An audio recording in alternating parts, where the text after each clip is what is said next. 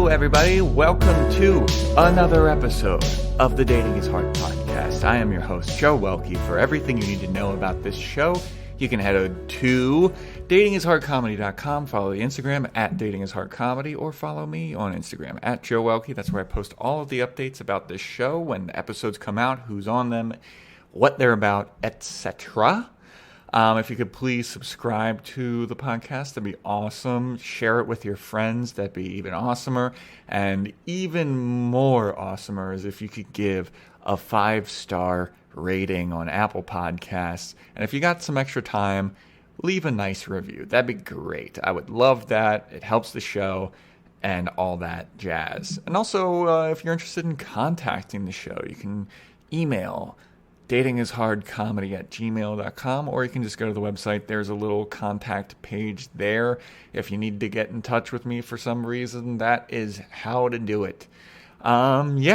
So what this show is all about, it's a podcast about dating, relationships, sex, and all the in-between stuff that goes on when it comes to dating. And how I meet my guests is through dating apps, and that is how I met my guest today. So everybody, please enjoy my chat with Kelsey.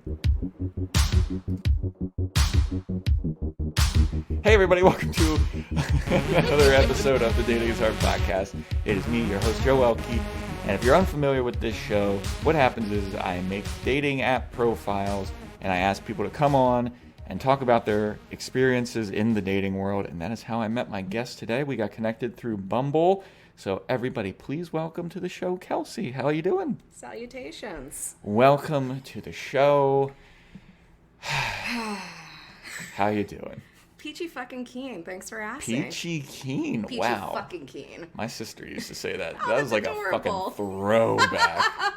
I've actually been chewed out from people from Georgia being like, "You're not from Georgia. How dare you use that?" Like, and I was like, I just love peaches. Is it just like I don't know. language appropriation? Something. Entonces, hola. Oh, yes. Man, I've never heard of it. That would be really stupid to get mad about. I would be like, who the fuck are you? You don't own language. Like you don't own People peachy keen. are rather particular in the things that they get defensive about. I mean, myself included. I definitely get, very hardwired into my own little things. Okay. Yeah. Understandable. Okay, so we got connected through Bumble.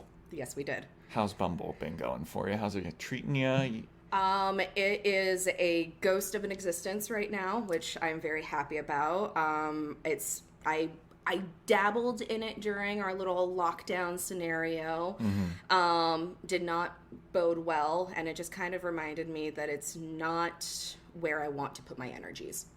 Very, very smart. Where are you putting your energies now? I mean, again, lockdown kind of illuminated a lot of just sort of ways that I want to enjoy life. The grind was halted, and I'm much more interested in smaller base aspects and human connection, and just kind of letting life happen as it happens, because you can't force anything. Hell yeah. Yeah. I mean, that makes sense, because it's like, if you try to force something like coronavirus will start.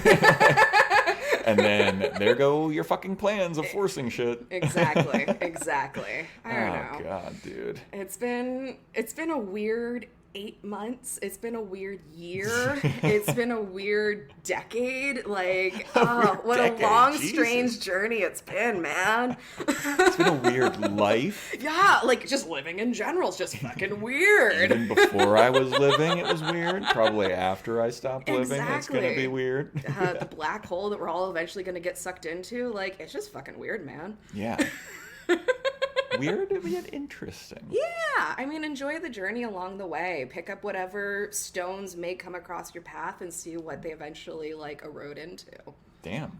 Yeah. That was a Taylor Swift sort of. That's a Taylor Swift. I mean, just lyric? kind of taking little tidbits of one of her latest songs and just kind of building on it. Oh, one of her latest songs from Folklore. Is it a good one? Oh, I mean, like, as Swifties are saying, like, Red was the Old Testament and Folklore is the New Testament, and I couldn't be more, like, on board with that. Well, is it like her getting back to country-ish stuff?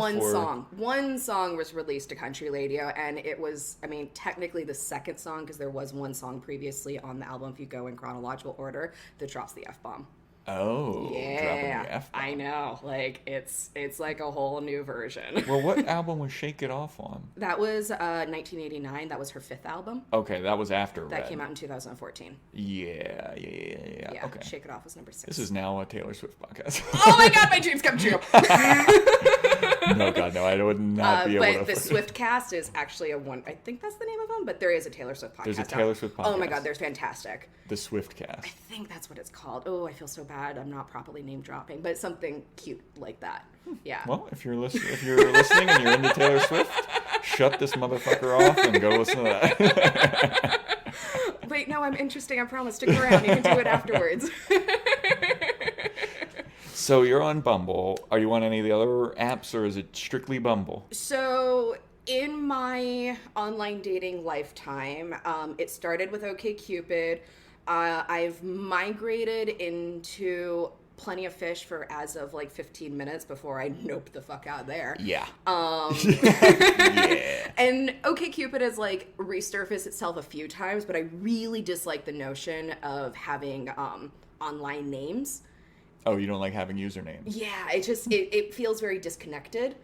Okay. And then I've done the Tinder, I've done the Coffee Meets Bagel, which just made me really want bagels, and I just kind of like didn't participate in that because that was just fucking weird. Oh god, there's been Plenty of Fish, there's been OkCupid, there's been Tinder, there's been Bumble, there's been... Did you Hinge ever? I think... It sounds familiar. They're definitely being advertised on Hulu right now, and they have the most adorable advertisements. Hinge, yeah.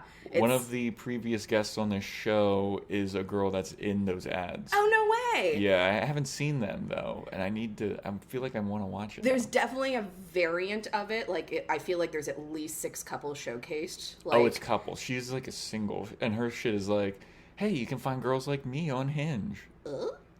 Maybe it's just like a Snapchat ad or something. Are you sure it's not Match.com?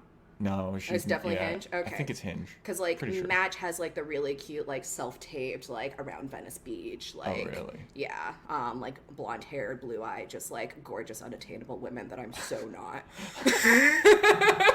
What is your opinion of the pay ones? Because I was in a conversation with somebody that was like, they felt like the paid ones, you would get more quality matches, and I was of the opinion, I fucking stumbled through that, that only weirdos or like super Christian people. Christian mingle. I've always wanted to try Farmers Only, but have never gotten around to it. Because I'm not actually a farm girl. Yeah. But those are the boys that I'm somewhat interested like farm boys, country strong. Exactly. Oh god, I let this like beautiful 4x4 like with a Texas plate merge in front of me on the 101 earlier today, and I was just like, hi. But then he got off at an exit that like I was so not getting off at. Anyway, the ones that you pay for, personally have never done, nor like I feel like it's for like professionals, and it would work really well outside of the city of Los Angeles. Okay. Like, because at that point you're like, if you're a marketed professional, you are a 10 out of 10 model, you are a very successful producer, you are just like above the grade of the creme de la creme, and it's just like, I'm not going to be able to compete with that, and I'm not going to be able to market myself in that genre because I'm just, that's not who I am. That's not who I am as a person. I think that, I feel like the same people that were on Plenty of Fish would be the same type of people. Advertise who I am. We had a little burp break yes, for a second. Sorry. I'm a classy broad. I think the same quality of people that are on Plenty of Fish would be the same type of people that would be on like Match. I've never been on like any of the paid ones. Yeah. Because I'm cheap as fuck. Well, so I definitely got drunk one night and paid for, like, I think they, like, break it down where it's, like, $10 for a month of, like, paid Tinder. Oh, yeah. Yeah, and I broke down and I did that, and I immediately went to Nashville, and I was just like, yo, what's up, Nashville? And I started swiping, and I'm such, like, a outlaw country music fan that I started seeing band members for, like, artists that I really like. So it's not like the artists themselves, but like their guitarists. And like suddenly I'm seeing their Tinder profile, and I was inebriated, and I was like, this is just fucking weird. This is a Twilight Zone episode. I can't do this. Like, it was too much. So I woke up the next morning, I called Tinder. I was like, I got drunk last night. Can I delete, like, you know, the fact? And they're like, we get this call all the time. Don't worry. And they refunded me my money because I had used it for less than 24 hours. Okay. Yeah.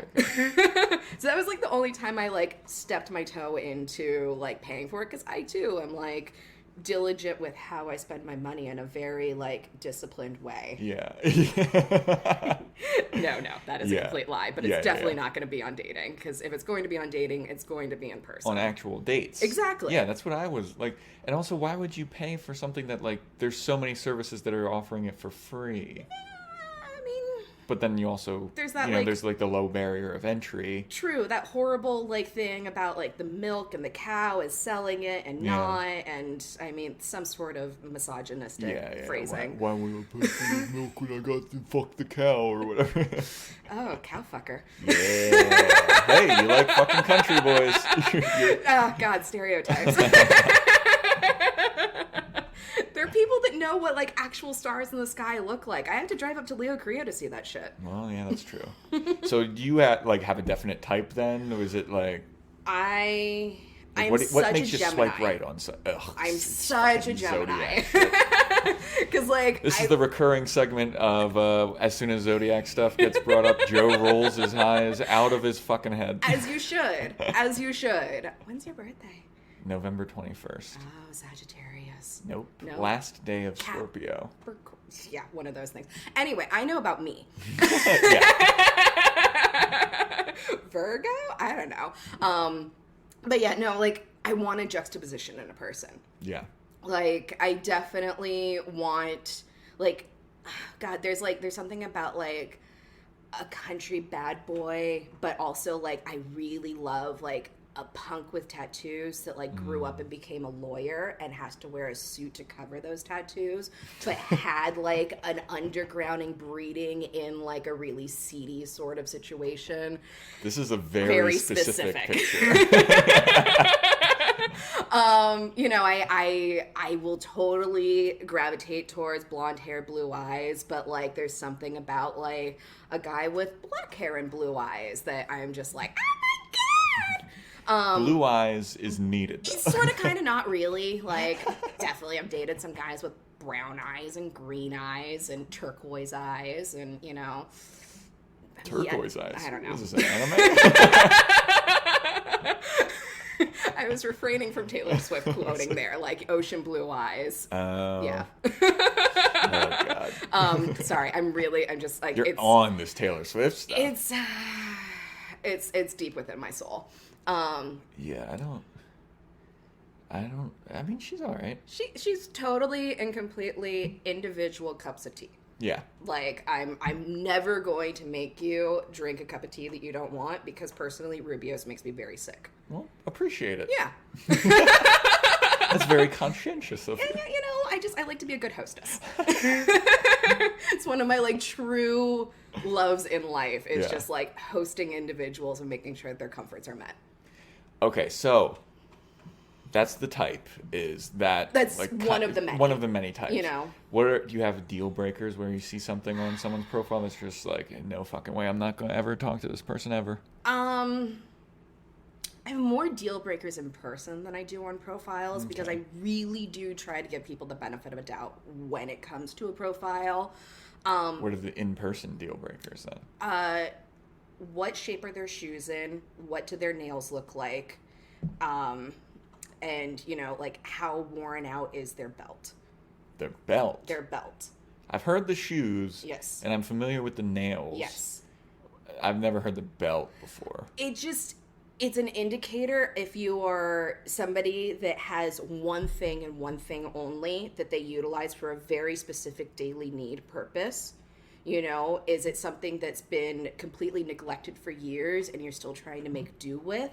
Like, it says a lot about how you sort of formulate your individual, especially at this stage in life. Like, I have now entered my 30s. I am somebody that's looking for somebody that's a little less childish in some ways.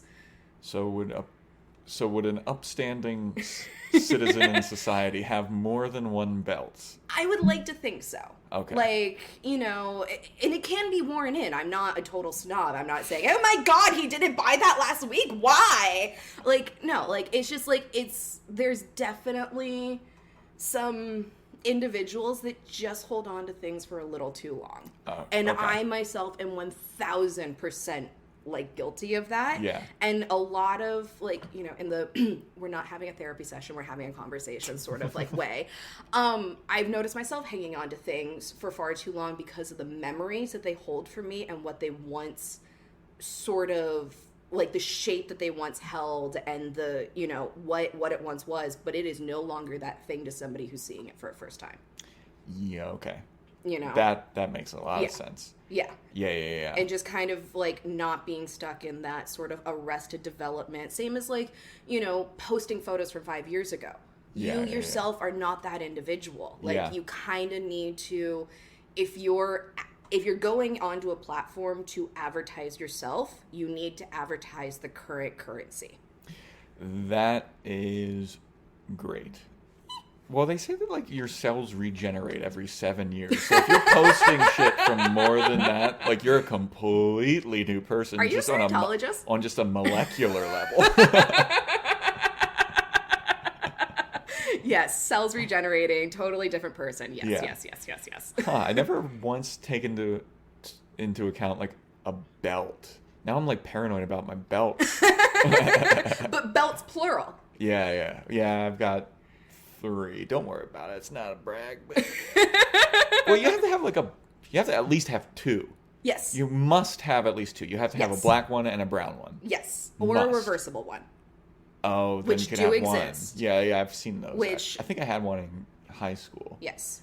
But yeah, I mean, it's a good backup to have, especially like, you know, again, living in this fair city of like endless childhood and endless aspiration. Mm-hmm. You don't always need to project yourself as a professional. You can kind of get away with more childish attributes. Yeah. And so having that one relatively moderately priced, not necessarily cheap thing that hangs in the background for necessary use when you need to put on that character. Yeah. You know, it helps sort of eliminate the process of having reversible. Can you tell I work with clothing?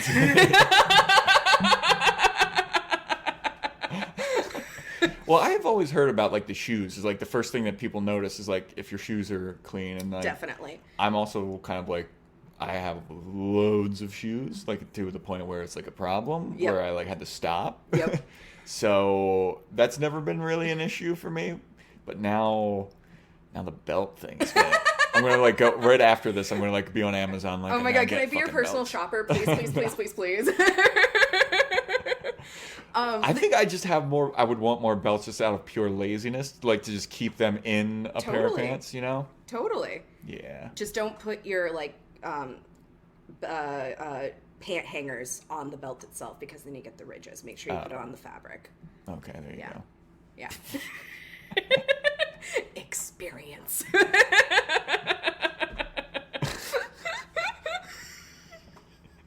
All right. Yes. So, a lot of times on the show, it's like, it's a very free-flowing, like, we just go with the flow kind of thing. Totally. You are very diligent, and you've written down several stories that you're like, yes. I'm prepared for this. I am so which prepared. Is like, I love that. Like, I love all forms of this, like, where it's just like, we're just talking and bullshitting or whatever. And there have been a couple of people that were like, they brought like a journal, and they're like, all right, here's the details of this story, here's all this shit.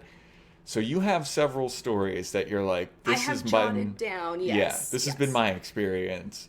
My biggest regret is having not been more diligent as a legitimate journal with everything that has happened. Like, I wish 10 years ago, 7 years ago, that, you know, this was going to be a journey. And and just life in general. I wish that I had the discipline of journaling. Yeah. And, like, even at the beginning of this year, I, like, had a specific journal that, like, on New Year's Eve, I, like, wrote in, and I was like, this is going to be, like, 2020, like, the year I turned 30, and blah, blah, blah. And, like, I think I have, like, 7 entries in it. Yeah, I know that journaling is, like, really good for you and, like, helps a lot. And, like, every time I've started it, I've done it for, like, 2 weeks, and then I'm like, Yeah. And I bought one because, like, you know, I'm a comedian, and, like... It helps to write. The Marvelous Miss Maisel has one. Yeah. I have a book that it's called 300 Writing Prompts, and I was like, I'm going to do this every fucking day. And it would give you a prompt like, you know, write about a childhood vacation that you went on or something. Yeah. And then you just, like, write a page about this specific thing. Like Universal or... Anyway, it's Universal. Get out of here. Disney for life. But I was doing that, like, really consistently, and then quarantine happened, and I was like, what is a day? What is a night? Done with this shit. So I wish that I had, like, I just don't have the discipline. And, like, I know that it's, like, a skill that you can, like, get if you just stick with it, but I just don't. Yeah, not all of us are Taylor Swift. I mean, it's something that I have had to come to terms with over the last, 15 years. Yeah, dude. I'm so disciplined about so much in my life that, like, just like a journal, for some reason, is this obstacle that I can't break through, and it's just... Ugh. The irony is, though, I have a work journal, and I bring it to work every day, and I take diligent notes about what happens at work, my to-do list, my tasks, like random tidbits of just, like, factoids that I want to implant, so I, like, jot it down, and I have, dozens of them from the last decade of work, and I still can't put my own thoughts onto paper. Yeah. It feels like self-masturbatory to me to just be like, my thoughts are so important, here's what I'm writing. It's the complete opposite for me. It feels so hollow and empty, and no one will be there to, like, reciprocate it. And, like, I'd rather have, like, a conversation with somebody. Okay, yeah, that makes sense. That was my big thing as a child. Whenever I'd have it, is like, what is the point of writing this? Like, I have no one to, bounce this off of.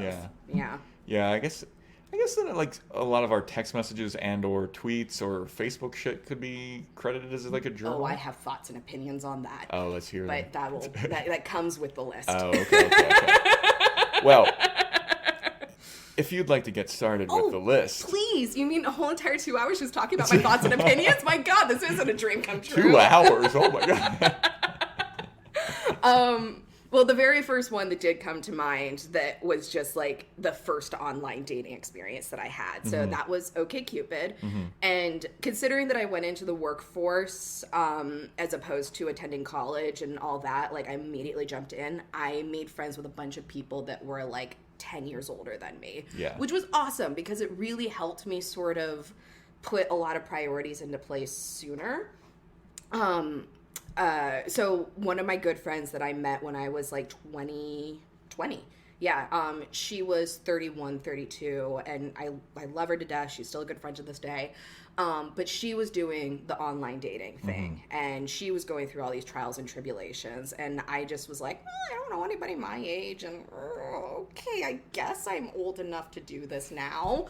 I don't need to get to my parents' permission to go online. Exactly. Like, I think I waited until I was at least, like, 21, 22.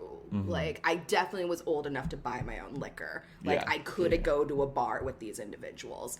So I started going on OkCupid and, like, meeting people, and I met this guy, and he was in his 30s, and he worked as an editor for E! Entertainment, and he wanted to take me to the Cine Family. Oh, rest in peace, the Cine Family. What's the Cine Family? Oh, it was a independently run theater company that was at the Silent Movie Theater over on Fairfax.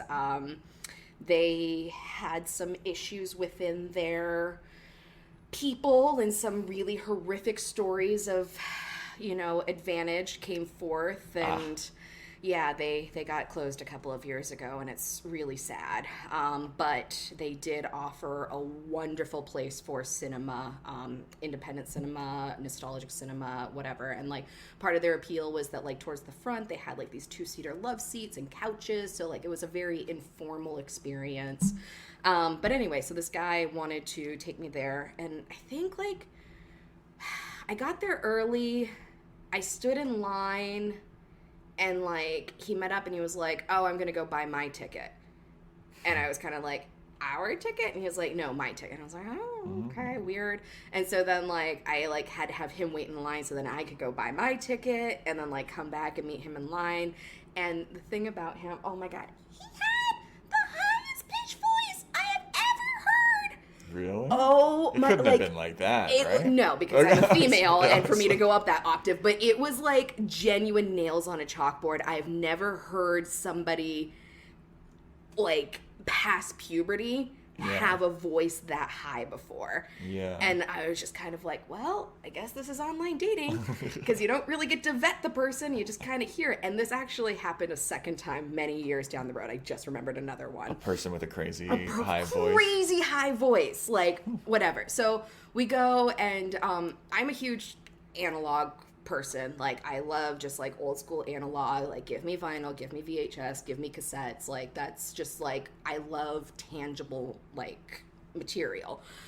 So it was a screening of a documentary about VHS collectors. So I was just like, hey, like totally like right up my alley. We go through, we see it. And then there was like, what I didn't know about the event was that there was a VHS trading in the back. So you could have brought like a bunch of valuable VHSs and like actually haggled and traded, which I would have participated in had I known. Yeah. But anyway, so like we watched the movie and it was really fascinating, and we go outside and we start mingling. And as we're conversing outside, he proceeds to tell me about how women entering the film industry, past working as actresses, has completely dismantled film from being any good. That, you know, it's just like, it makes it really difficult for him to get a job. And Why?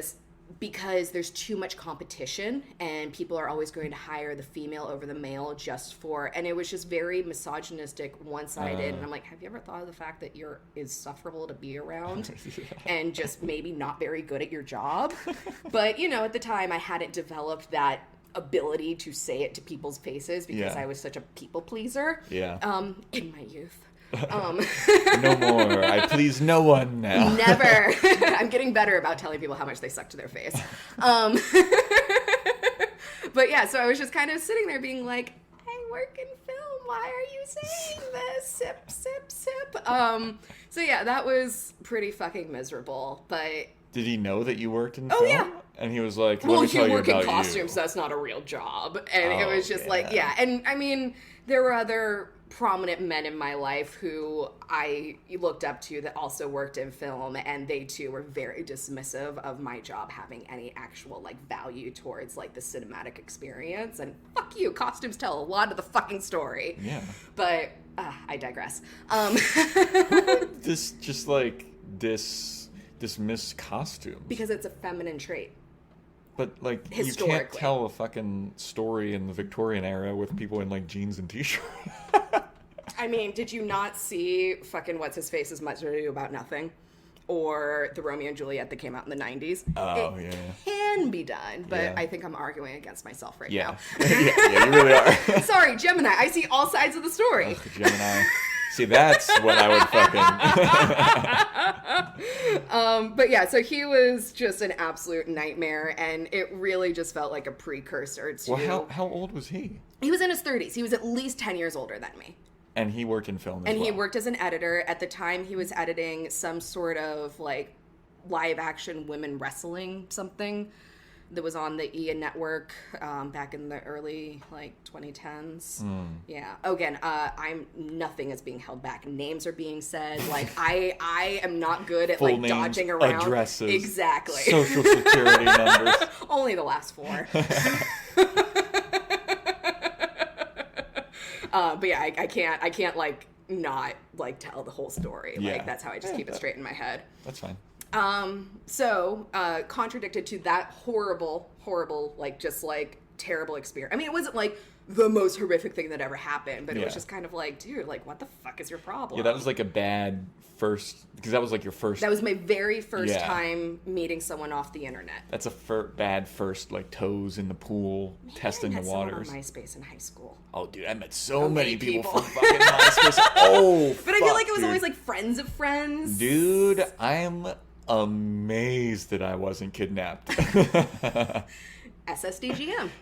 Stay sexy, don't get murdered. Okay. You know? Yeah. I've never heard that acronym before, and you said it before we started recording, and then you said it again. Well, I was like, I already forgot what that means. Oh, gosh. Okay, that's actually going to jump me ahead to another story. Okay.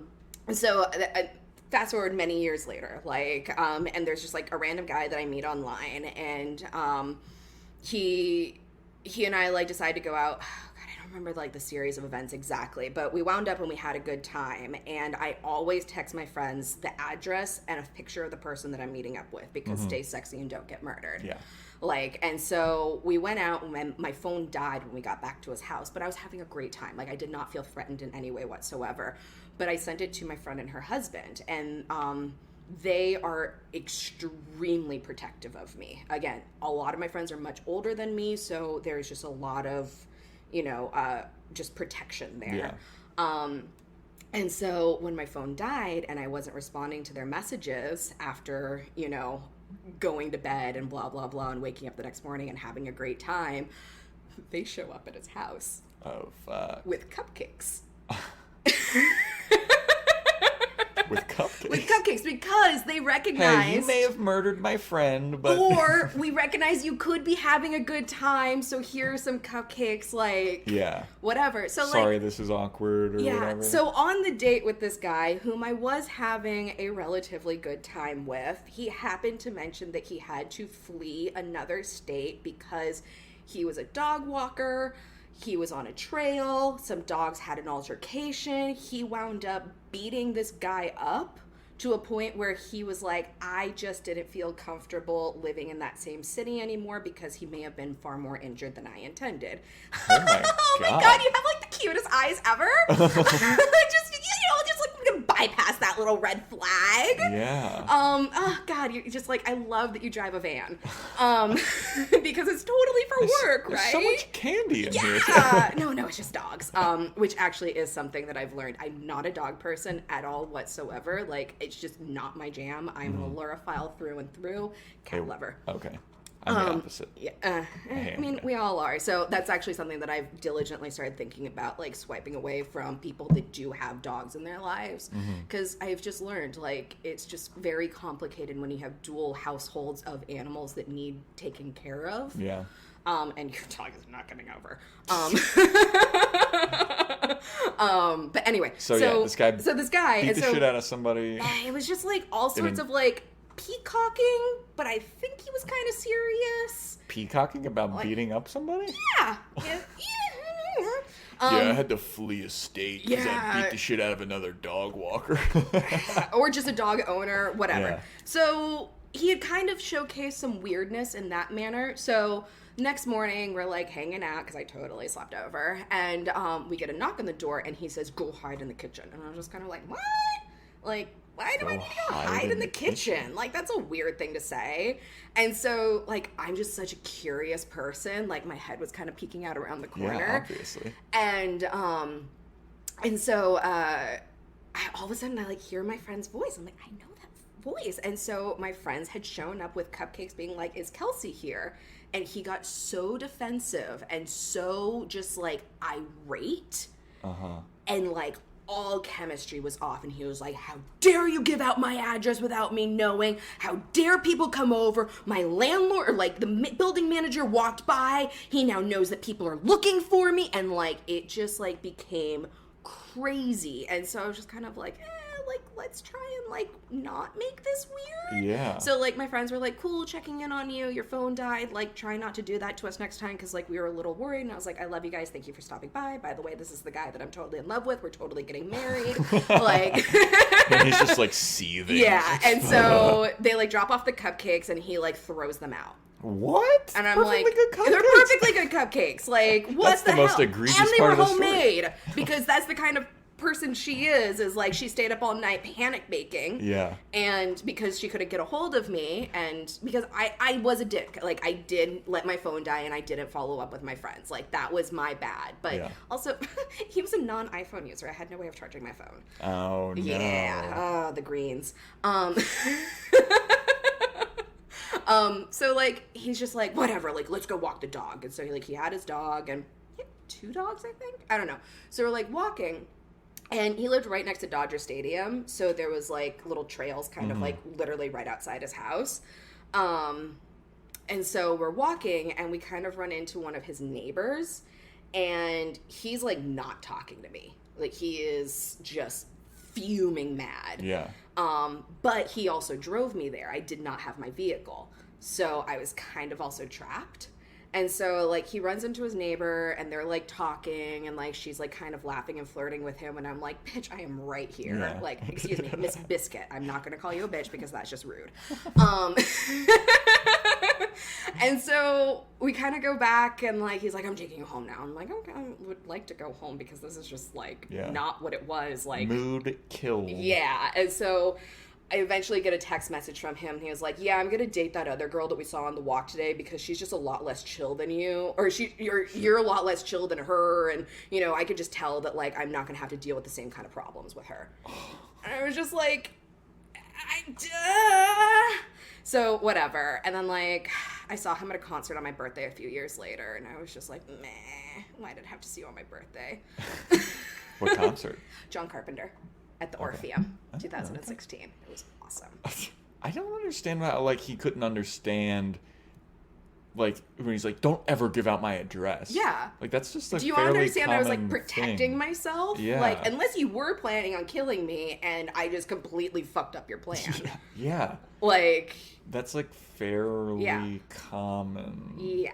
I like to think so. So, the SSDGM thing, you know, stay sexy, don't get murdered, stay in contact with your friends, like, you know. No, like, I feel like all women do that. I like to think so, too. Or at least they should. Yeah. You know? So I definitely, like, screenshotted, like, you know, the photos that come up when you Google yourself. And, you know, send them pictures of you and the address that I'm at. Oh, of me? Yeah. Yeah, I mean, obviously. Just in case. Yeah. Yeah, that's just fucking... Yeah. It was weird. But you know what's funny is that I never realized until just this moment. So I've had, like, several people do the SSDGM. Mm-hmm. I've probably had so many people do that, like, probably, like, thousands of people know where I live in Los Angeles. In all fairness, this is a new address. That's true. I have been living here for not that long. I hope that's okay I said that. Like, yeah, no, that's fine. The listeners don't know where I live. Yeah. I mean, many moons ago, because Instagram definitely rectified this, but you were able to look up exactly where people, and there were influencers that I knew exactly what rural road they lived in Tennessee. Oh, where they live? Oh, I didn't know because that. it just, like, geotagged whatever photo you took. You didn't have to, like, place where it was. Oh, shit. So, like, because I'm just a nosy motherfucker, I would just learn where everybody lived. Because why the hell not? Well, this was a feature that I liked that Instagram took away, is if you had someone in your phone contacts and then you went to discover people, it would look through your contacts and it would bring up anyone's profile. That's not on there anymore. It's not on there anymore. I think it's because, like, people, I guess, would stalk, but it was, like, integral for me and probably other people. Oh, definitely. Like, if you're on a dating app, you can look up, like, what this person's life is or whatever. I'm really good at stalking people. Yeah. I mean, I'm pretty decent at it, or at least I used to be. I don't really, like, go too heavy into that shit anymore because I just don't feel like putting in the effort. Fair enough. In high school, I briefly attended a Christian school for, like, 3.5 months. So I went from public school my whole entire life, and then junior year switched over to this super tiny, like, tiny little Christian school. It had, like, I think, like, 47 students. Like, it was the total? Yeah. Wow. For 3 grades. Wow. And so we had a new teacher, and he was, like, the hot guy, and, like, you know, Latin teacher, English teacher, blah, blah, blah. And, like, I straight up decided that I didn't want to write a paper. So instead, I stalked his entire life, and he had gone to, like, boarding school in Switzerland, and I stayed up all night, like, Google translating all this, like, all these articles and stuff that he had written. in like Swedish and like basically turned in a paper about him. And I was like, yeah, I don't feel like it. Wow. That's creepy as fuck. I know. And it wasn't even meant to be. I was just like, I'm still doing an assignment. I'm just doing one that I'm interested in. You. Hi. But it wasn't even meant to be creepy. What was his reaction to that? I don't know. Did you get an A or what? I think I got like a C-. Like I still got like a passing grade, but like a really decent side eye. Yeah, like just like, hey, don't do this. I am married. This is not appropriate. In fact, it's very, very weird. Maybe I shouldn't have told that story. I don't know. I'm spilling everyone else's tea. I love that. Those are like the best stories to me, like the stories of like when you fuck up. Yeah. Like, well, no. I love those stories. Okay. I wouldn't call that a fuck up. I would call that an indulgence into some estranged interests. Yeah. Well, yeah. Because like the stories of like, oh, this person like was a weirdo. This person was a weirdo. I like stories as well. Like, and I love those stories. Don't get me wrong. Oh yes. But I find it more interesting when someone is like, here's this thing that I fucked up. Like, I'm the weirdo. Yeah, I was. I showed up at his doorstep with a dead cat, and I tried to cast a spell on him. Like, I get it. I may have overstepped some bounds. In all fairness, the cat was very much alive. It was the dead rat in its mouth. Yes. There you go. We don't kill cats in my story. Oh right, you're a cat-ophile. Allurophile. Lurophile? Allurophile. Yuck. Yeah. We would call you an allurophobe. Allurophobe? Oh, I'm not afraid of them. I just don't like them. Do you want to see something? Do I want to see something? Oh, okay. For everybody listening, this is obviously not a video player. She has meow tattooed on the inside of her lip. Yep. Wow, outside of this, we would not get along. That was actually something I wanted to ask you. Have you ever, like, wound up having chemistry with somebody out, like, from initially meeting them on the podcast and then, like, something sort of sparking from there? Yeah. Yeah? Mm-hmm. Okay. Yeah. That's awesome. Because, I mean, it seems natural for that to happen, like, that you're both on a dating site looking for something. Well, yeah, I try to make it very clear, like, that this is a separate thing. Totally. And, like, because I don't want it to be like, hey, but, like, also... Come to my apartment. Come What's on up? over, you know? Like, I mean, you're single, right? Like, I very much don't want to be skeezy like that, and that's how I feel like it is. It's, like, very skeezy. But there have been times where it's like, we've kept in touch, and then I was like, look, I know that wasn't your initial intention, like, that this was, like, going to turn into whatever, but if you're interested, I'd be down. Awesome. Yeah. Has it happened in reverse where, like, you were like, oh, hell no? Yeah. Yeah. Which, again, seems inevitable. Yeah, well, it's not like, oh, hell no. It's just like, oh, I'm just that. I wouldn't be. One person had, like, I'm not going to name names, but, like, if you go back. You shouldn't, I can. Yeah, if you go back and you listen to some episodes, like, you'll probably be able to, like, figure it out. But one person had, like, an hour and a half of, like, horror stories of her, like, being, like, not a good person. Oh, God. And then afterwards, she was like, so would you, like, want to go out? And I was like, did you not hear all the stories you just told? Did you not live your life previous to this? Like what would make you think that, like, anyone would? Oh, goodness. It was just like... But, you know, I didn't say that, but I was just like, oh, no, I'm just no, thank you. Not interested. I try to, like, yeah. Have you dated somebody outside of this while doing this? Yeah. It's what's happening currently. Oh, okay. Yeah. But yeah, it's just like, again, it's just a weird sort of water to navigate. Yeah. I mean, it is, I do have a little bit of a weird feeling sometimes where I'm like, you know what? How there's that thing of, like, people fall in love with their therapist or whatever. All the time. Yeah, that's how I kind of stop coming. Yeah. I'm kidding. I'm totally kidding. Yeah. That's kind of how I feel like some of this could get a little bit, because it is like you're talking about, like, shit that you're going through. Totally and, like, completely. Obviously, I'm not a therapist. So I would never, ever claim to be like, oh, I'm healing people with this stupid ass fucking podcast, but it's a pretty dope podcast. But it is. but it is something about like you're sharing like intimate secrets with somebody. Oh, Not yeah. secrets, but like intimate stories, and being like, yeah, this is all the stuff that I'm working through, and I'm just kind of sitting there like, huh, wow, that's crazy. And it's like, oh my God, a person that's listening to me? You know? A whole entire 2 hours just talking about myself? What? Yeah. And I hope that doesn't come off as like tooting my own horn or Oh, anything. gosh, no. But I do have felt sometimes where it's like, oh, this is like, this might get like people keep like, they'll linger for a while after the podcast is over. You have no cats, why would I? Ugh, yeah. Cats. I mean, having found you during lockdown, I'm disappointed that I didn't know about the live theater prior to this, because that sounds like a freaking game show? Oh, it's a game show. The game show that I do? Oh, I thought that it was kind of people just basically get up on stage and talk about their horror stories. Oh, no. It's a game show. I made up my own. Oh, no, that would also be fun. Like, Kind of like, really cool. what are those journal people get up and read like their high school journals or whatever? I have no idea. Oh God, it's either a podcast or a TV show, but like they get up and read like their most embarrassing journal entries from like 15 years ago. Oh, that'd be horrible. It's great. I'm not making this up. It totally exists. I'm sure it does. And Yes. if it doesn't, it should. It because should. that's like No, a it pretty dope definitely idea. does. Yeah. No, the I don't even know if that's going to be a thing anymore, to be honest. Like the Shucks. game show. And I loved doing a game show. It was like a lot of fun. It was like one of the best ideas I feel like I've ever had in comedy.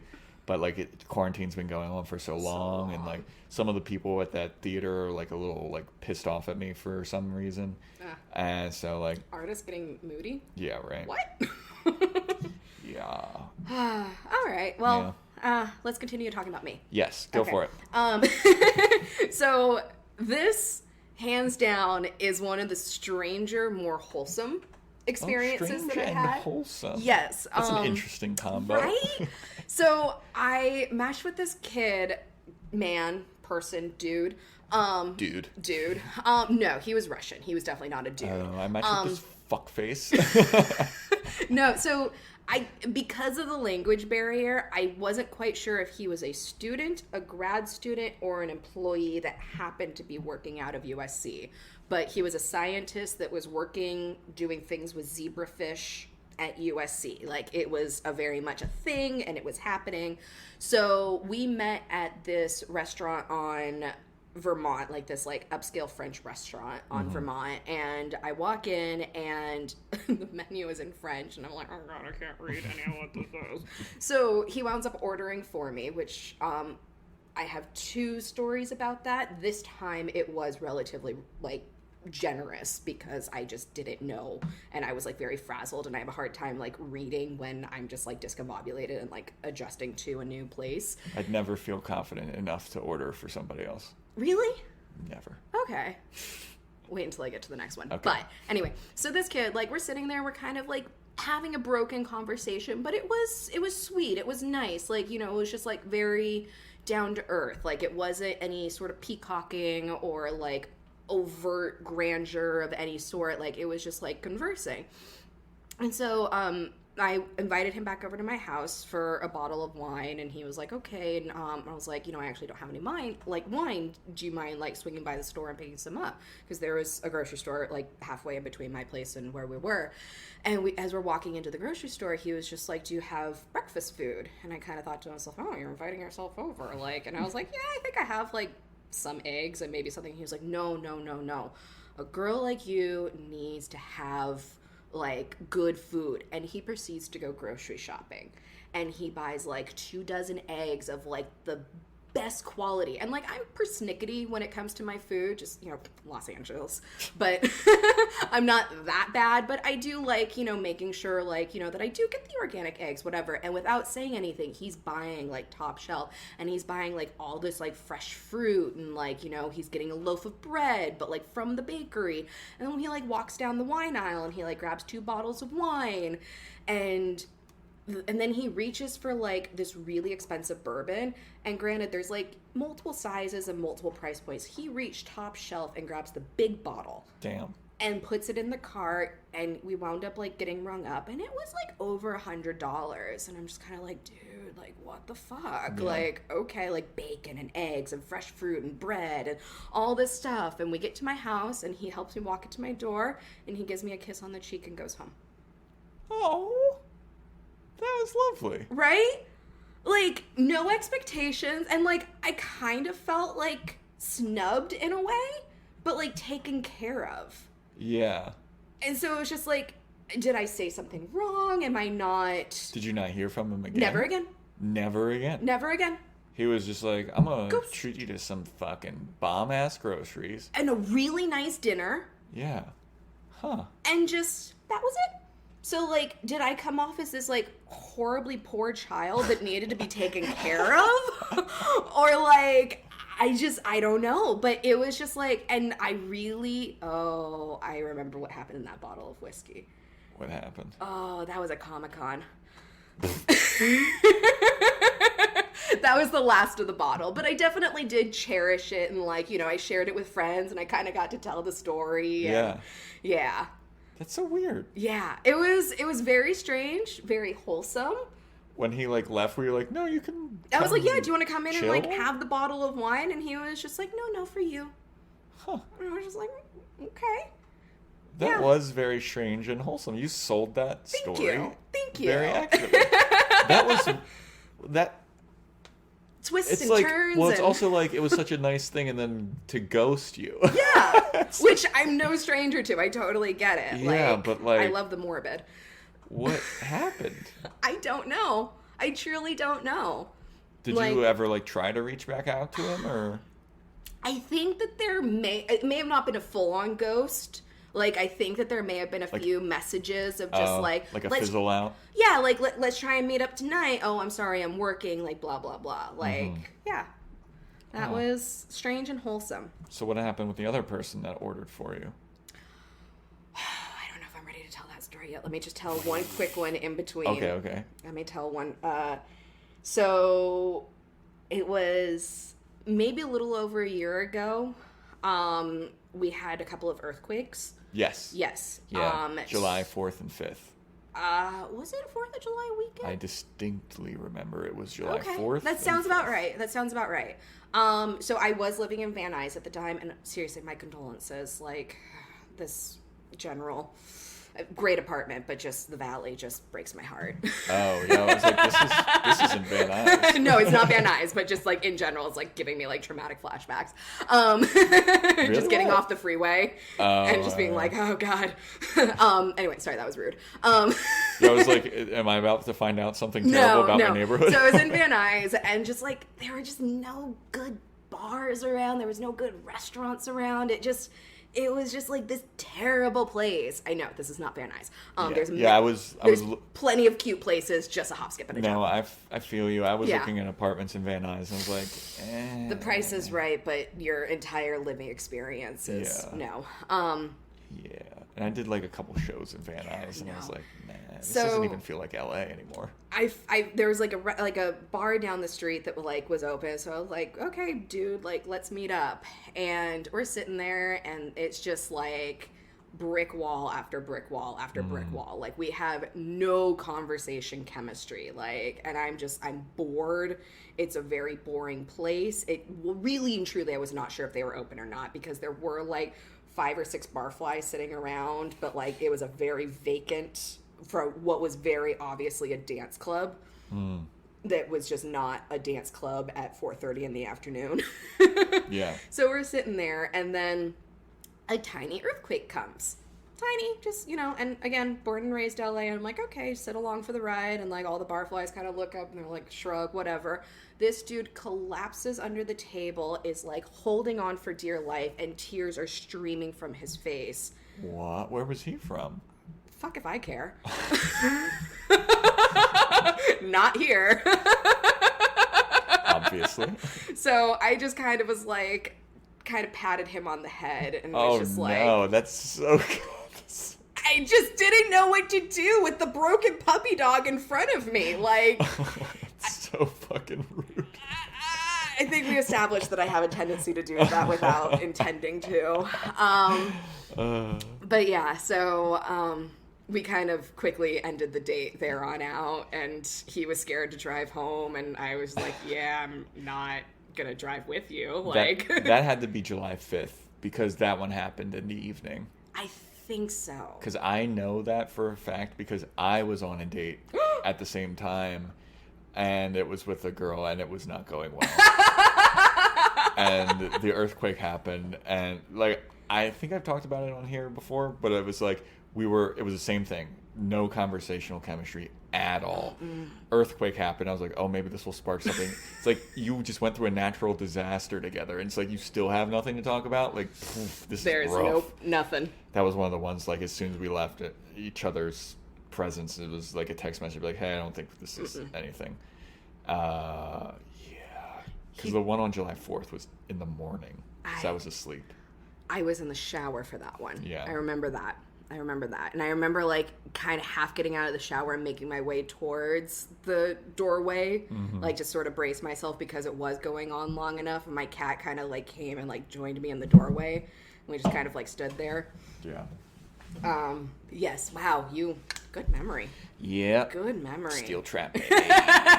Well, it was like, I knew that's how I knew it was, like, such a terrible date. Yeah. Because I was like, man, we just went through Nothing. We went through something Did together. she cry, though? No. Okay. I didn't pat her on the head like a dog. It was just like, you're at my knees. Like, I don't know what to do. And, like, it was those horrible, like, club seating, like, elevated, like, with, like, a high top table. Yeah. And, like, yeah, it was, like, on a platform. And I was just like, this is not, no bueno, no me gusto, no gracias. All right. You ready for it? Okay. All right. This is the ordering for This you. is, oh, God. Or is this okay. a different one? This is it. Okay. So maybe I built it up. I don't know. So this is 25-ish, you know? Mm-hmm. So I'm living on my own in my own apartment in Los Feliz. I'm feeling like, you know, like prime of my life. Like, you know, I'm ready to take on the world. And I start swiping and I come across this like little cowboy. And I... Explain that. You can't just, like, say little cowboy and be like, you know, everybody knows what I mean. Oh, totally and completely. No, it was, like, this, like, good-looking dude that, like, clearly played country music, and I recognized some of the acts that he played for and with, and, like, you know... Who were some of the acts? Can't think off the top of my head because I'm hyper-focused on the story. Sorry. Kelsey Walden, I think, is one of them. Okay. Yeah. Means nothing to me. Outlaw country, low key, off the grid, like, Okay. yeah. Not off the grid, but, you know, whatever. So, like, I recognized, like, some of the music and, like, you know, whatever. And, like, very much he was a part of the music scene that I'm very much interested in. And, you know, just kind of had that, like, burly beard and just, like, very much dressed the part. Like, his clothing very much emulated that aesthetic that I was coveting. Ascot. Bandana. Snap button All pearl denim. shirts, denim jackets, worn in hat, you know, beard, you know, drawl, even if it is a little manufactured, but, you know, and so he's messaging me and we're setting up a date and he's like, I'm going to come pick you up and take you out. And I was just like, y'all, it's happening. Like, it's really happening. Because I had just gotten out of a relationship with an individual who I bankrolled the entire relationship. Like, if I wanted to go out, it was going to be on my dime. And quite a few relationships have sort of been that scenario. And so I get very weird about when the paycheck comes because I want to be taken care of, but simultaneously I want to add the bacon, I want to add the egg to my burger, so I feel weird putting that upon someone else. It's a whole psychological thing. Yeah, it's like the whole, like, I can't order something more expensive than the and it, like, it pigeonholes me, but, like, at the same time I'm such a person that's, like, done it for so long, and especially, so it's just, like, it's weird. So anyway, so he's like, I'm gonna come pick you up, I'm gonna take you out on a date. So I'm like, oh, hell yeah. So I get in the car and, like, you know, I kind of, like, I'm all dolled up and he's like, I'm gonna take you to Takes. And I was like, oh my God, like it's a really expensive French restaurant over in Silver Lake, which by the way is in threat of being demolished right now. And if you go to Friends of Takes on Facebook, you can help fight it because it's this like Seattle realtor that wants to completely like turn it into condos. Really horrific, like save Los Angeles, please. Little plug for Takes, everybody. Please. And so Los Angeles Conservancy is doing their best to combat it. Anyway, it's been in the family since 1962. It's been open since 1942, something like that. Are you this restaurant's historian or something? I'm just a Los Angeles historian in general. But I was reading about it earlier today and I realized that it tied in, so I'm taking the opportunity to use your platform to help absolutely. protect historic Los Angeles from evil Seattle people. Only no misery. Don't take my city from me. Anyway, so he's like, I'm going to take you. And I'm like, oh my God, okay, like whatever. So like we drive to the restaurant and we go inside and he had just come off of a day recording at Capitol Records, which, dude, that's big deal. Fucking big deal. Yeah. That's awesome. And apparently he had run into, and I meant to look up this dude's name before coming here, but he's this guy that's known for a song called Green Onions, and it's like old school dude. Mm-hmm. And the roommate that I live with now actually has said record, and I remember flipping it over and seeing Green Onions and was just like, like memories. So anyway, he decides to order a plate of raw green onions, and he's just sitting there gnawing. Is it Booker T and the MGs? That one. There we go. So he's sitting there gnawing on these raw green onions, and just green foam is just like excreting around his mouth and getting stuck in his beard. And so wait, he played? No. He ran into Booker in the hallway while recording at Capitol Records. In honor of running into one of his idols, he decides to order a plate of raw green onions. So we're sitting there, and we sit down, and he's like, order whatever you want, and... For some reason, I was young and dumb and didn't know anything, so I ordered a mint julep. Was it a mint julep? No. It's a Louisiana drink. No. Oh, God. I tell the story all the time. Why am I blanking? Mojito? No, Midori Sour. Okay. A Midori Sour, which is just like this obnoxious green, like, sugar drink. And so I'm like, ordering this, like, fancy, not even fancy, but just like cocktail, whatever. And he like orders like 5 different like appetizers, and he's sitting there just gnawing on his green onions and just like green foam excreting around his mouth, and he's talking at me where I'm trying to like join in conversation, but he's very boastful about himself. I'm like, okay, whatever. And it comes time to order food, and I have my eye very specifically on one thing, and he was like, oh no, she'll have the steak rare, which 99% of the time is my order. Yeah. However, a rare steak? Oh fuck yeah, rare ribeye. Ooh. I'm all about it. But I detest black pepper. It's just a thing, and I'm an adult. I understand it's in a lot of things. I will let it happen, but when given the opportunity, I'm not going to. And it was a black pepper encrusted steak. Oh.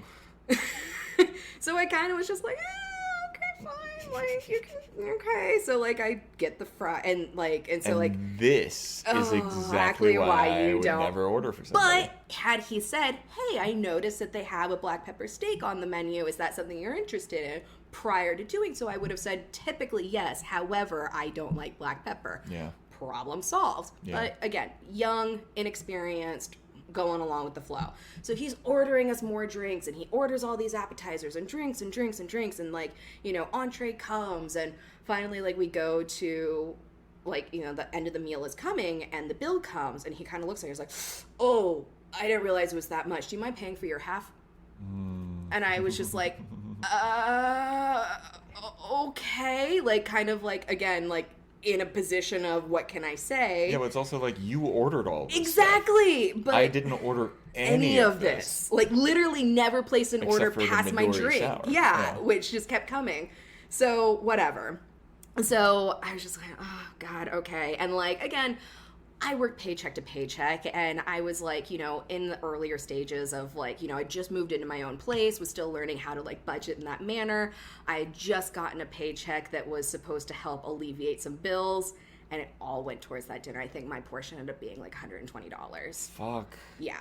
And so it was a total, it was split 240. down the center, like something like that. Like it was a little ridiculous. Wow. But, I'm just like, he is just so aesthetically what I'm looking for.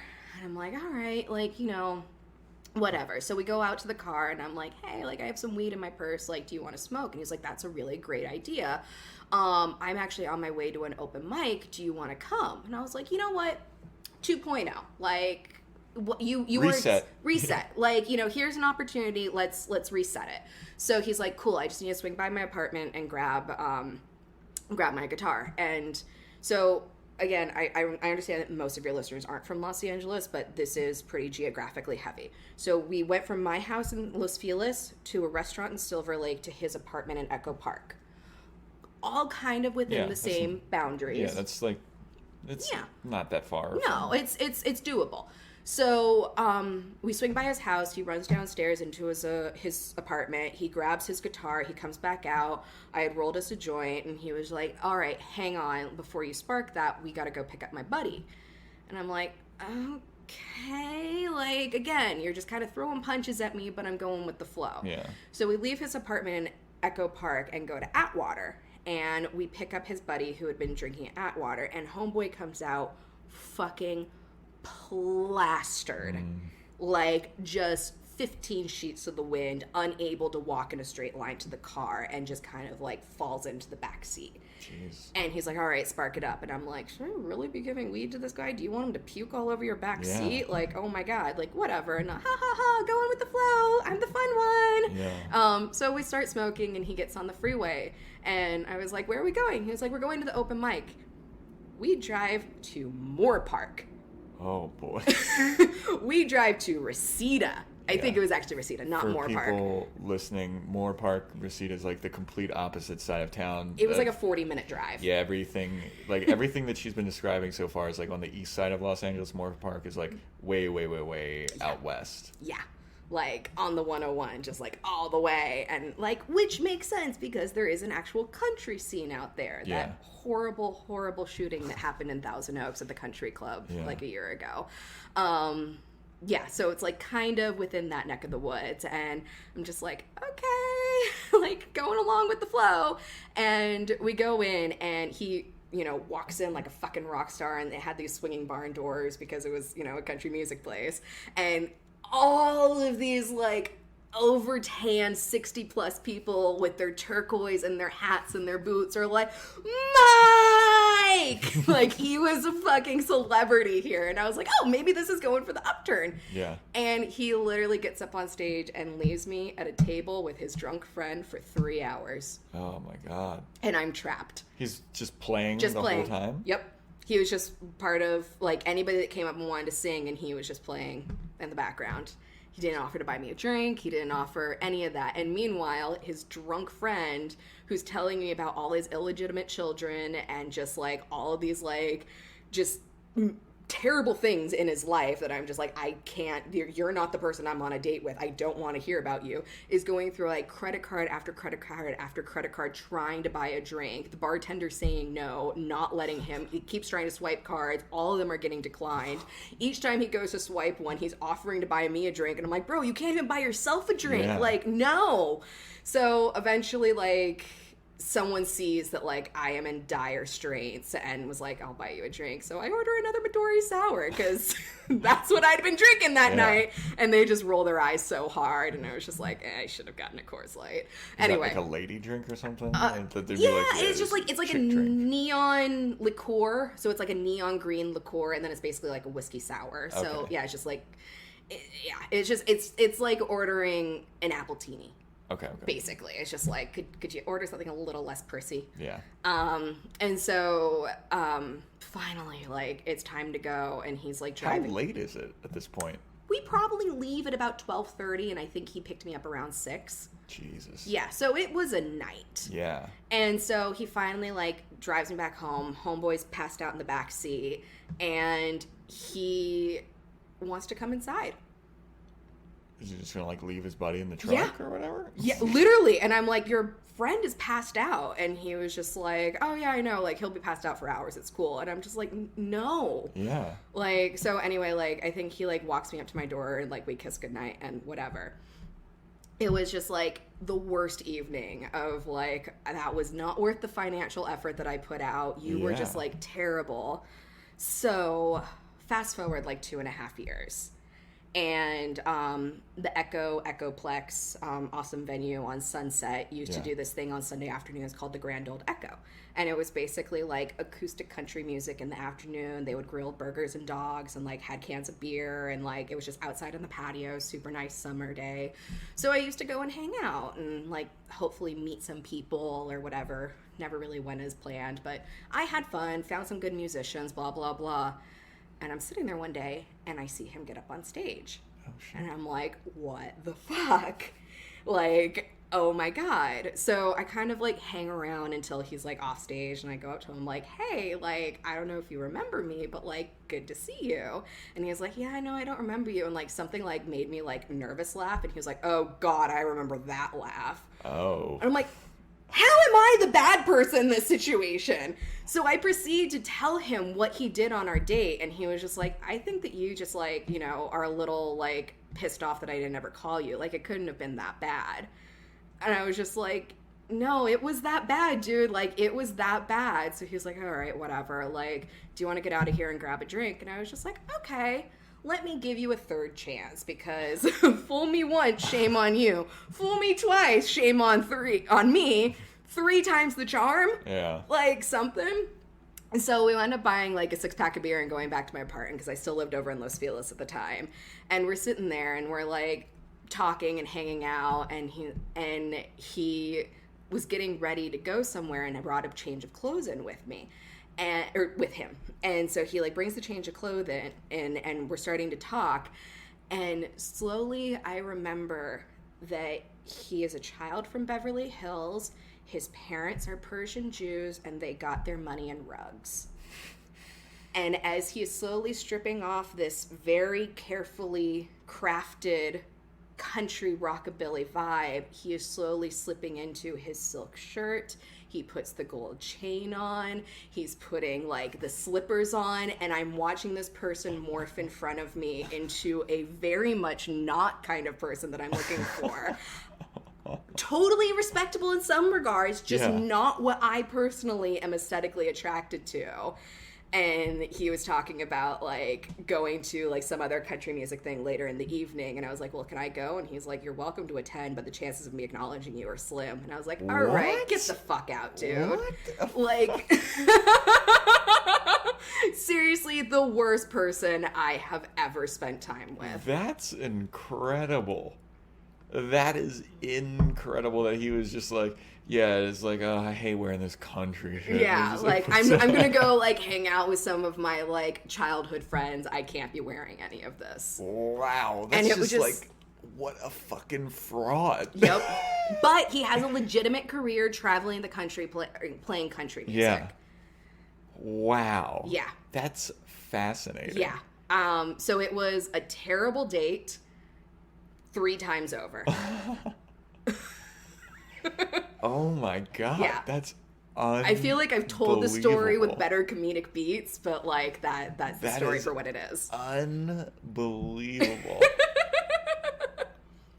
Just such a fuck. Like, usually I have like some kind of commentary. I'm like, oh, blah, blah, blah, blah. Like, insert joke here. But like, it's pretty jaw-dropping. My jaw is just like, wow. Yeah. Yeah.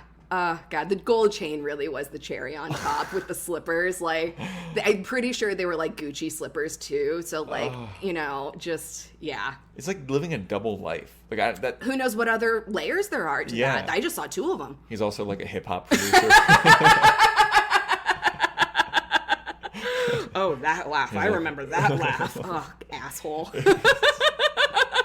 He's like, oh, I gotta hang out with my hip hop friends now. He just puts on a fucking... Yeah. Oh my God. Yeah. So do you have any other ones that like particularly stick out before we like I can do a really quick wrap up of like 2 more. Sure. Yeah. Go for it. So there's this one other guy, he was a comedian, cute little redheaded guy. And we met up at Fred 62's. Hey, I love that place. Right? I miss going out places. Yeah. And he was already sitting down when I met him, but we sat and we had a great conversation. It was time to go, stand up, and he came up to like my nose. And I am not a tall person. Yeah. Like I'm a rather petite individual. Well, did you not know how tall I was? Was it like nothing. you walked in and he was already sitting? Oh, so okay, it was kind of like one of those, whoa! Yeah. Okay, not going to quickly judge, like, whatever. And so he asked me to go on a second date, and I was like, we had some good chemistry, sure, why not? So he decides to pick me up, and I'm like, awesome, like, like, whatever. And he said, I want you to come over and I'll make you dinner. And I was like, cool, very wholesome. He did not tell me that he hadn't gone grocery shopping yet, so he made me go grocery shopping with him. And I'm a neurotic individual. Grocery shopping gives me anxiety. I very much have to have my list. I need to go at a specific time of day. It's an ordeal for me. We go, and I remember he had this very specific recipe, but didn't have any of it written down. So he's kind of wandering the aisles, trying to remember what's in it. And I'm just literally losing my shit. And finally, last thing we're looking for is the heavy whipping cream. And we're looking and looking and looking. And finally it's on the top shelf. And he couldn't reach it. Oh, no. So, and I could have if he had told me what he was looking for, but instead he literally scales the milk. He opens the door and starts to climb inside and scales up and grabs the milk or the heavy whipping cream and pulls it down. And I was just like, I can't believe that you just put your dirty shoes inside of a place where food is contained. Yeah. Oh my God, but whatever.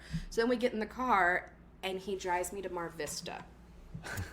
From Los Feliz during rush hour. Which again, Angelino, whatever. I'm not sure quite where Mar Vista is. West LA. Okay. So it was a solid hour in the car. Mar Vista is kind of near Santa Monica, right? Oh, geez. West LA. Yeah, that's way out there. Yeah. So he doesn't tell me that he works for one of those pet sitting companies like Rover or something like that, and that he's dog sitting. So he's not even taking me to his house. He's taking me to a stranger's house that he's being paid to watch. And we go in, and the dog is a nervous wreck that there's these two strangers in his house making dinner, and the dog pees himself multiple times, and he doesn't do anything about it. He doesn't clean it off. He doesn't clean it off the hardwood floors. He was just like, ignore it. Most of them stop after a while. And I'm like, this is animal abuse! Yeah. Oh my God. So that was horrible. And I'm pretty sure there's a few other things, if I think about hard enough, that made that even worse. And I think I saw him one more time after that, but he said... You were very, forgiving. You're very, hi, I'll give you yet another shot. I mean, again, this was younger years. I've gotten a little hardened over the last couple. The one time that I decided to have sex with somebody just right off the bat, I was like, all right, you know what? You're cute. I'm going to be brave. And I'm just going to be like, yes, come over to my house and have sex. Yeah. And that is so, if you can understand me grocery shopping, just, I'm a little, but I was like, okay, I'm going to do it. I'm going to be adventurous and I'm going to do it. And so I tell him, by the way, I'm allergic to latex. You need to get non-latex condoms, which sends a lot of dudes into tizzies because they're just like, what do you mean I have to take an extra step? What is... And I'm just like, come on. It's literally one little thing. You have to make one little pit stop, and it freaks some dudes out. Those are the only kind of condoms I buy, because I dated a girl that was allergic to latex, smart. And I was like, I'm never going to let a latex allergy fuck with my ability to smash. Very smart. And I don't know, they don't smell as bad, and that might be the allergy, but I don't know. So... he comes over, and he is just he's literally in a button-down shirt and sweatpants. Wait, is this the comedian? No, totally different guy. This is a different guy. I'm just rapid firing now. Okay. So he comes in, and I'm just trying to make light of the situation, whatever, and he's like, no, sex now. And I was just like, okay, so aggressive. And one of the lovely things of my job is that I get to have lots of random things in my house, and I just finished a Dylan Francis video that I had designed that called for a lot of sex toys. Mm-hmm. And so I literally had a box sitting next to my bed, and this guy was just being like so aggressive, and I was like, do you want to make out? And he's like, I don't make out with people I don't know. And I was just like, what is the point of this? Like, you were being so rude. And so I brought you here to fuck, and you're fucking this up. Right? Like, it's just like a few simple steps. Easiest slam dunk in history, and you fucking... So he pulls his pants down. He doesn't even get completely naked. He just pulls his pants down, and I'm just kind of like sitting there in bed, and I'm just like, I'm not even remotely turned on. Like, what is happening? So I kind of look at the box, and I see a crop poking out of it, and I'm like, see a what? A crop. A crop? Like one of those, like... I don't know what that is. It's basically used in horseback riding, but it's like a whip. Oh, okay. But it's long and thin and just has like a little end. Yeah. And so I just kind of look over and I'm like, all right, fuck you. So I grab the crop and I just smack his ass as hard as I can. And he comes. Before he even gets it inside, he fucking comes. That's hilarious and he awesome. Is so mortified and pissed off, and like I can see like the pooling on the condom, so like I know what happened. And he just pulls his pants up, leaving the condom on, and just looks at me, and he was like, this was a waste of time, and just storms out. And I literally am laughing hysterically because, yeah, that was a fucking waste of time. And I go to screenshot our conversation, and he had already unmatched me. So walking down my driveway, he had to have unmatched me because he was there messaging me when he was coming up the driveway. That's... Dude, that's hilarious. You smacked him on the ass. I smacked him on the ass. Uh-huh. And I hope to hell that left a bruise. Oh my God. Yeah. He was mad at you? Yeah. Oh my God. Yeah. So that's kind of it. I didn't even date. I met up with a dude for drinks, and he took me home and had 6 parrots. And it was six just parrots? like, yeah. And I was just like, this is... why? Like, we didn't even do anything, but I just remember, like, the whole 6 parrots and, like, his, like, shitty little 1-bedroom apartment. And I'm just like, why do you spend your money on parrots? Like, I don't get it. When I briefly lived in Albuquerque, I met up with one guy, and after, like, 2 dates, he was dropping me back off at my house, and he broke down in tears and was just like, you're the coolest person I've ever met, and I don't know if I'm ever going to be able to live up to what you want, but just please don't leave me. After a second date? Like, yeah, like, literally, like, drinks one night, and Wow. then, like, movie at his house once. Wow. So, again, I just kind of, like, patted his hand and was like, it was nice knowing you. Bye. Oh, man. Yeah, I talked to 2 people while on lockdown. The first person, just because he looked like somebody else that I dated, and I was just like, I'm just going to pretend that you're another person, and then we kind of, like, mutually ghosted each other. Another person that we talked constantly, for like maybe a month, sent me this long like breakup text that was just like, But you never met. We never met. And like that was so we never even got to it because I'm just a fucking chatterbox. But I'm very against over messaging in relationships because of what I've learned from online dating. Like, you easily can fizzle out because of just like over communication. Yes. And also, you can very much build up somebody to be something that they're not through text messaging. Yeah, well, people can also present themselves differently through text messaging. Totally. I've had that happen a lot in, like, my experience, too, where it's just like, oh, we had a good thing going over text, and then you meet up with them, and it's like... Not the same thing. No. Not the same thing in the slightest. Yeah, but also, like, there's value in, like... not sharing everything over text because then you have nothing to talk about once you get in person. Totally. You know? There is an individual whom I met in person last year, and I very much enjoyed them, but we only wound up dating for about a month. And in retrospect, I feel like we could have easily had like a 6-month relationship. We were not destined to be together, but there was enough there that if messaging had been a lot less a part of our relationship, we actually could have grown both as humans and had like a 6-month journey together, but instead it just like burned at both ends and we were in and out in a month. Yeah, there's been a couple people that I would like talk to, and it's hard to tell a person like, hey, we gotta stop. Like, like I was talking to this one girl, and it was just like, I would get 5 text messages to every one or two that I'd send, and it was just like it made me anxious. Yeah. And I remember telling him like, "Hey, look, like no disrespect to you at all, but like you just are texting me way too much, and like I have other stuff that I'm trying to, like I'm at work, and like I got all this stuff, and I feel like I can't respond enough to you." And then she took it like, "Oh, I see." And like, okay, yeah, I guess I'm just being really fucking annoying. I'm like, that's not it. Like, be reciprocal and like understand the other person's wants and needs. Yeah. Like, I'm not sure how we're doing on time, but oh no. Okay. The same individual, which again, like we met in person, so it was not online dating, but I had been burning it at both ends. Like I was working part-time at this like really hipster retail store just for like the pure experience of it, because like I got the job that everybody wanted, and I was like, okay, cool, I'll like see what journey this offers. And but I was also working in film, and so like I was just working crazy hours, and it was a Saturday, and so I just worked like a 60-hour week, and then I'd worked a full retail day on Saturday. And I called him and I was like, hey, I really want to go to this party at night. It starts at 11. Can I please come over to your house and take like a 20-minute cat nap? Like, just, you know, to recharge. Like, I just need to like lay on the couch for 20 minutes. I understand that you've been home enjoying your Saturday because you're a normal person that works in 9 to 5, you know, 5 days a week, and you have your weekends. That's not my schedule. And I'm going to leave my car here. Can you come and pick me up? And I'll go over to your house. And he literally comes to pick me up with his dog. And he's like, do you want to go out to dinner?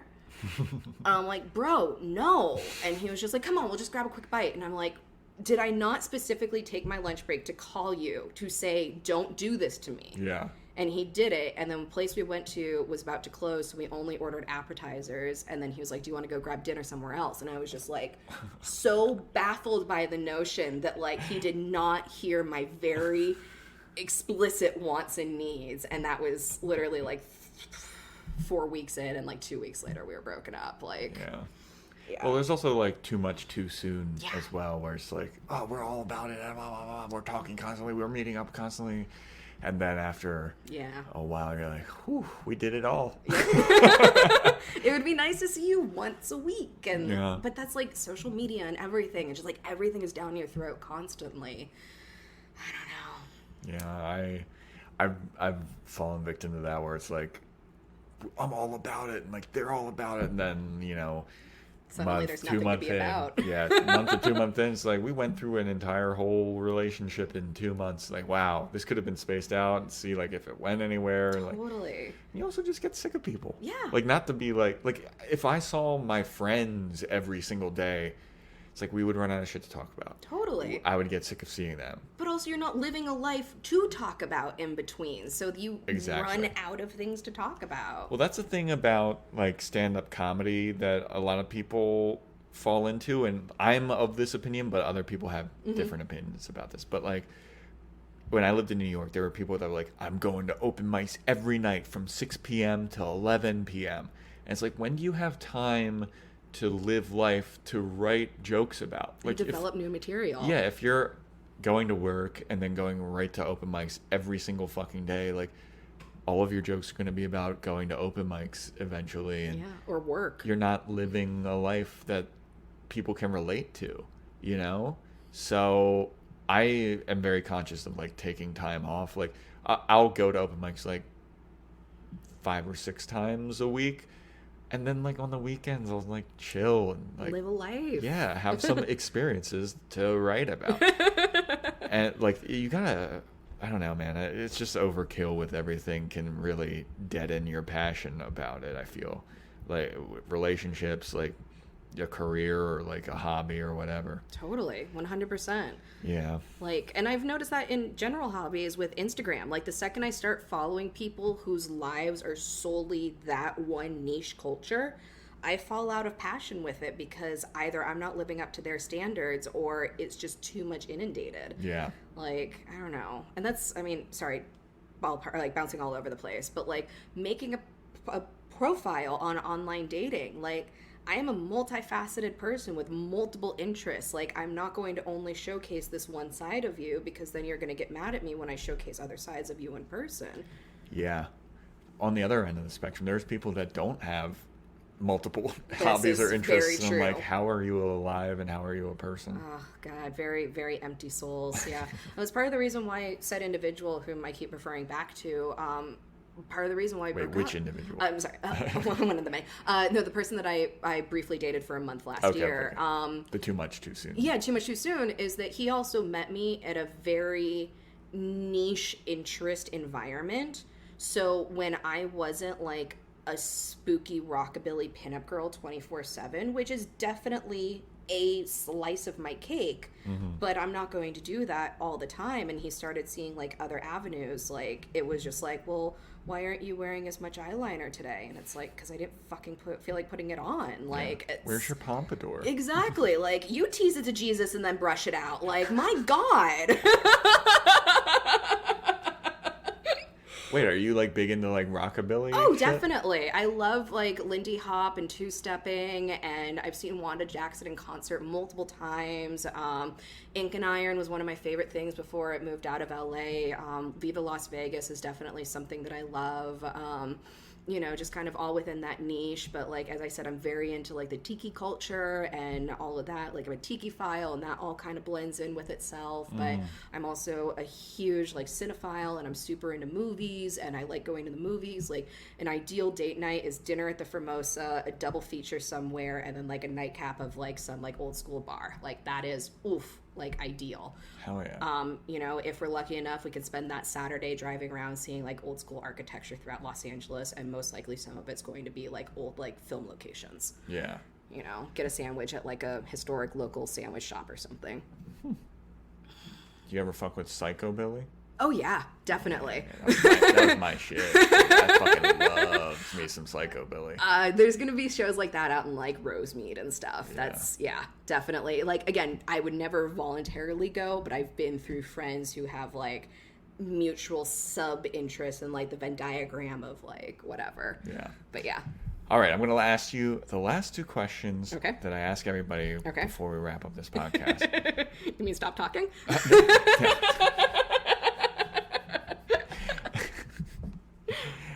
Okay, first question is, who is a celebrity that you think would be in your league if they weren't a celebrity? Now, this is not who is your celebrity crush. This is like who you think like... Can it be one and the same? Yeah. Like And if... tragically deceased. Oh, no. Anton Yelchin. Oh, R.I.P. With his I... Jeep crushing him. Oh, God. The summer that it happened, I was at Comic-Con, and I was at one of the costume designer panels, and they were showing the Star Trek for what had just been designed for that newer Star Trek. And I didn't even know what happened, but I lost my shit, and I just started hysterically sobbing, and the girl next to me like pulled out a tissue and was like, "Here, did you know him?" And I was like, "No, we were meant to get married." We were meant to be together. Goodness. And a few other like instances in my life have sort of like connected with him posthumously. Yeah. And that like it's spelled posthumously, and it's not. It's posthumously, and I always have a hard time pronouncing it. But I've made that mistake several times. Posthumously, it's just like it doesn't fit in the sentence when you read it. But whatever. And yeah, I just like forever in my heart. Like seriously. The only thing I've ever seen him in was Green Room, and that movie's fucking so good. That movie's so good and so. You know, like a lot of horror movies these days talk about like you have this overwhelming sense of dread. Mm-hmm. Like that movie was like, creme de la oh creme. My God, dude, it was so tense the whole time. Definitely one that I like very much want to revisit for the cinematic experience, but because of the peril that the like characters are put through, I don't know if I can watch him go through that. Him specifically? Him or just specifically. Like... Fuck the rest. I don't care about you. All right. And the last question. Last question Who's yours? Wait. What? Who's your crush of... it's not a crush, but it's like people person that... of... People I think... The example that I give every time, and it's like, I don't think... I I don't know, I'm not into this girl, but I'm like, this person would definitely be in my league, is Chloe Grace Moretz. Yes. I'm definitely like, too young for you, but yes. Yeah, but I'm like that, I could... She's adorable. She's absolutely adorable. I don't think she's that adorable. I think she kind of looks like a sloth. But, like, I did a split screen of her and a sloth, and it was, like, uncanny. I'm going to show you a really funny split screen that it'll be after the fact, but yes. But I don't know who would be, like, the top tier of, like, this is a celebrity that I could, like, see myself, like, I could totally go out with this person. Also, just because of the privilege of my profession, I get to meet a lot of people that are put on this, like, Adonis platform, and then I get to meet them as humans, and boy, is that soul-crushing. Who is the most soul-crushing, really quick? I professionally, NDA, cannot. Okay, then never mind. I just, but I will tell you off air. Okay, cool. Definitely. All right, last question before we wrap everything up. Oh, hold on, let me see the split screen. Is that you? That's me with my hair in curlers, and it looks like one of those screaming dragons. Yeah, that's... Yeah. Looks like the spitting dragon from Jurassic Park. Something like that, yeah. All right, last question. Not necessarily even a question, but what is a piece of advice that you'd give everybody listening about dating? I think it's one that we covered, and monitor your interaction. You know, definitely get to have, you know, that 15 minutes of interaction a day, which, I mean, is a total nonsense number, but also hear the person's voice as soon as possible. Don't be afraid to make phone calls. Don't be afraid to have FaceTimes. Like, and again, it doesn't have to be 3.5 hours long. It can be little snippets here and there. Yeah. Things are difficult in the COVID era, and I totally get that. I've experienced it as well, but if you feel a connection, don't burn it out too quickly. Don't snuff it, you know. Well, there you go. Don't breathe all the oxygen around the flame. Don't fucking go too hard too soon. Exactly. And when in doubt, latex-free condoms. Dude, that's just good advice. No, you don't want to fucking allergy your way out of some fucking... I heard a really great stand-up comic bit from a lady recently and her allergy experience with latex, and it was... Who was it? I don't know. She was blonde. Oh, her name was Kelsey. That was something that I realized at the end of Kelsey it. Cook? I don't know. It was something that popped up on the Instagrams. And, you know, sometimes you'll watch one video and it turns into 10 videos, and I don't know who I'm watching. Yeah. I'll have to look that up. Yeah, but it was very funny. See that, everybody? Get yourself some fucking skin with a Y condoms. They're non-latex. They're purple and gold, like the Lakers. Well, the ones that I have are black and gold, so it looks like a Magnum, and it's like, oh, you think that you're getting a big dick, but you're just getting a non-allergic dick. Perfect note to end on. Kelsey, thanks so much for doing the show. My pleasure. Thank you for having me. There you have it, everybody. That was my chat with Kelsey. I hope you all enjoyed it. No, I did. It was a good time. That wrapped that up. For everything you need to know about the show, datingishardcomedy.com. You can follow the Instagram at datingishardcomedy. Follow me on Instagram at Joe Welkie for all the updates about the show. Please leave those 5-star ratings, and if you have extra time, give it a nice review. That'd be great. I'd really appreciate it. And thanks for listening. That's about it. That wraps everything up. Going to keep this outro short and sweet. So, thanks for listening, and until next time, later.